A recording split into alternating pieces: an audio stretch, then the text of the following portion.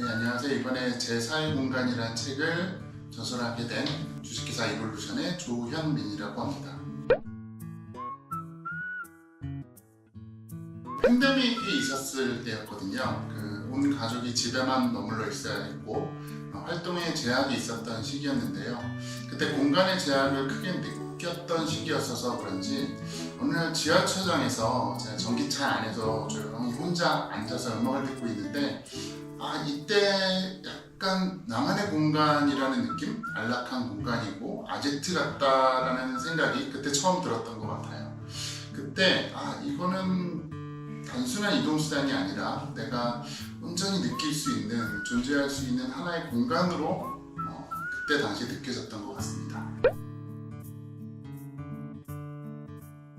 사회학자인 레이 올덴버그에 의하면 그동안은 제3의 공간까지가 정의가 되어 있었어요. 제1의 공간인 집, 그리고 제2의 공간인 직장 또는 학교, 그리고 스타벅스가 이 용어를 차용해가지고 가장 유명해졌었는데요. 하지만 전기차를 직접 운행하고 경험하면서 움직이면서도 머물 수 있는 공간, 즉 유동적 정주 공간의 개념이 앞으로 그 중요도가 높아질 거라는 생각이 들었습니다. 우리가 스마트폰을 단순한 전화기에서 이제는 손안의 세상으로 받아들인 것처럼 전기차는 바퀴 달린 방으로 인식할 수 있을 거라는 생각이 들었죠. 지금 이 순간에도 많은 사람들이 충전 중인 전기차 안에서 업무도 보고 커피도 마시고 아이와 간식을 나눠 먹기도 하고 이런 활동들 많이 하고 있는데요. 정주된 공간에서의 공간 활용뿐만 아니라 앞으로는 이동하는 환경 안에서도 이러한 공간을 누릴 수 있는 세상이 될 거라고 생각합니다. 한국은 아파트 공화국이죠. 효율적이긴 하지만 나만의 공간이 점점 사라지는 느낌이 좀 들기도 합니다. 그래서인지 최근에는 화캉스라는 말도 생겼어요. 화장실에서 바캉스를 즐긴다는 말인데요. 예전에 호캉스라는 말이 주목받았을 때는 가사 노동에 지친 여성들의 탈출구처럼 설날이나 명절 때 그 이후에 이제 호캉스를 즐기는 것이 유행했었는데요. 화캉스는 집안에서 자신만의 공간을 찾아 들어가는 남성들의 탈출구처럼 최근에는 묘사되고 있습니다. 이는 그만큼 사람들이 집안에서도 혹은 직장에서도 나만의 독립 공간을 갈망하고 있다는 뜻이기도 하거든요. 이런 시대에 전기차는 정숙하고 안정적인 실내 덕분에 진정한 혼자만의 방이 되어줄 수 있어요. 저에게 전기차는 바퀴 달린 명상실이자 취미 공간이고 움직이는 다락방이었습니다. 내연기관차는 정차 중에는 무용지물이지만 전기차는 냉난방이 가능하고 조용하고 또 전력을 공급받을 수 있어요. 지하주차장은 원래 주차만을 위한 공간이었지만 이제는 충전 중에도 다양한 활동이 가능한 공간이 되었죠. 저는 저희 아버지와 그리고 아이 3대가 함께 차박을 하면서 별을 본 적이 있는데 그때 전기차는 캠핑장 같은 집이었습니다. 차는 움직이는 탈 것에서 머무는 생활 공간으로 그리고 감정을 저장하는 진짜로 머무는 공간으로 바뀌고 있습니다. 그러니까 미국 영화나 드라마에서 보면 게러지라고 하는 것들이 남자들의 아지트로 많이 표현이 되죠. 창작하고 조립하고 숨어 쉴 수 있는 공간으로요. 그런데 한국 아빠들에겐 그런 공간이 없었습니다. 그래서 전기차가 그 역할을 대신하게 된 거예요. 좋아하는 음악을 듣고 오디오가 좋은 차 안에서 책을 읽거나 넷플릭스나 유튜브를 보면서 조용히 쉬는 그 시간, 그게 곧 나만의 도피처가 되는 거죠. 최근 아이오닉 9의 광고의 문구에서 보면 타보세요가 아니고 살아보세요라는 말을 하는데요. 그 말이 딱 맞습니다. 전기차는 도심 속에 움직이는 게러지이자 현대인의 작은 안식처라고 할 수 있습니다.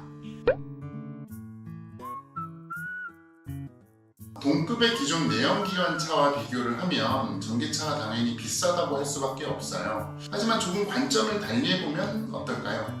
전기차를 단순히 내연기관의 대체제로 볼 게 아니라 내가 새롭게 확보하는 나만의 공간으로 바라보자는 거죠. 내가 살고 있는 집에 붙일 수 있는 공간, 아파트에 조그만 다락방이 하나 더 생긴다고 생각해보세요. 부동산 가치로 치면 이게 수천만 원에서 억대의 가치를 가지는 확장 공간이 됩니다. 게다가 이 공간은 계절이나 지역을 가리지 않고 내가 원하는 곳으로 이동할 수도 있어요. 전기차는 비싼 차가 아니라 유연하게 움직일 수 있는 공간의 기회라고 바라볼 수 있을 것입니다. 전기차에 이어서 자율주행 시대까지 오게 되면 운전이라는 행위는 줄어들고 이동 시간이 오히려 쓸 수 있는 시간으로 바뀝니다. 회사로 가는 차 안도 곧 사무실이 될 수 있고요. 병원 대신 차 안에서 원격 진료를 받을 수도 있겠죠. 전기차의 자율주행 기능까지 합쳐지게 되면 이제 차는 단순한 탈 것이 아니고 움직이는 플랫폼이 될 겁니다. 한마디로 운전의 과정이 줄고 움직이는 공간 안에서 좀 더 몰입할 수 있는 몰입의 여정으로 바뀌는 시대가 온다는 이야기입니다.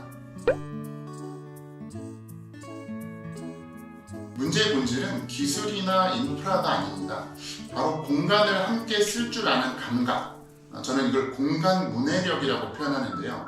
공간 문해력의 부족에서 기인한다고 보고 있습니다. 충전이 끝났는데도 차를 빼지 않거나 내연차가 충전 구역을 점유하는 건 단순한 무관심이자 배려의 부족이라고 볼 수 있죠. 우리에게 충전기보다 공존의 에티켓, 기술보다 앞서는 사용 문화가 필요하다고 느꼈던 부분이 바로 이 지점입니다.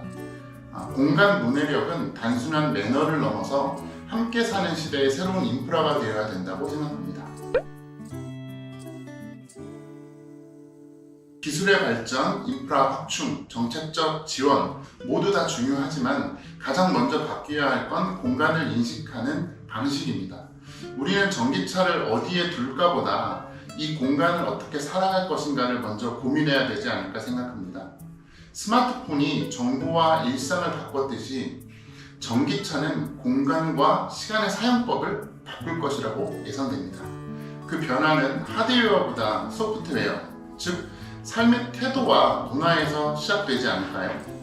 그리고 그 문화는 우리가 만들어야 할 미래의 질서입니다.